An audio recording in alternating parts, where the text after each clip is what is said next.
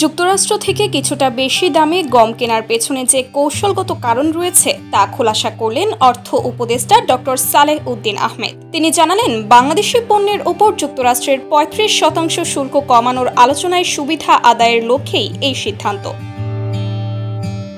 ২৩ জুলাই বুধবার সচিবালয়ে অনুষ্ঠিত কমিটির এক বৈঠকে যুক্তরাষ্ট্র থেকে ২,২০,০০০ টন গম আমদানির প্রস্তাব অনুমোদন পায়। বৈঠক শেষে সাংবাদিকদের প্রশ্নের জবাবে অর্থ উপদেষ্টা এসব কথা জানান।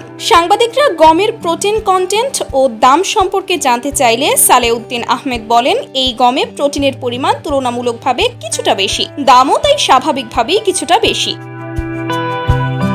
তবে ৩টি লক্ষ্য সামনে রেখে এই গম আমদানির সিদ্ধান্ত নেওয়া হয়েছে।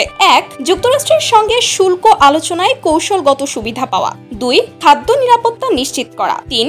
আমদানির উৎস বৈচিত্র্যময় করা। ব্যবসায়ীদের পক্ষ থেকে যুক্তরাষ্ট্রে লবিস্ট নিয়োগের প্রস্তাব থাকলেও এ বিষয়ে স্পষ্ট অবস্থান নেন অর্থ উপদেষ্টা। তিনি বলেন, এই পরিস্থিতিতে লবিস্ট নিয়োগের প্রশ্নই ওঠে না, কারণ এটা দীর্ঘমেয়াদী আলোচনার বিষয় নয়, আমাদের দ্রুত সিদ্ধান্ত নিতে হবে। তাছাড়া লবিস্টরা এমন গুরুত্বপূর্ণ জায়গায় প্রভাব ফেলতে পারবেও না, এখানে ত্বরিত সিদ্ধান্তের জায়গা।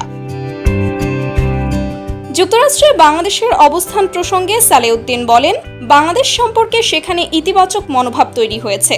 সম্প্রতি আমরা শেভরন, এক্সিলারেট এনার্জি, মেটলাইফ এই ৩টি মার্কিন কোম্পানির বকেয়া পরিশোধ করেছি। এরপর ইউএস চেম্বার থেকে আমি একটি ইতিবাচক চিঠিও পেয়েছি।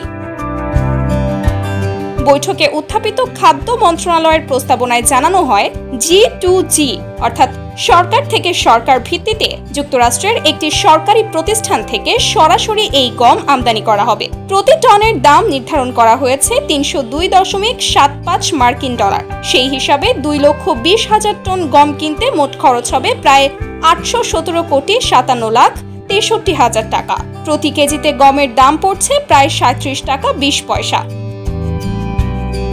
Sumaiya Snigdha, daily our Bangladesh.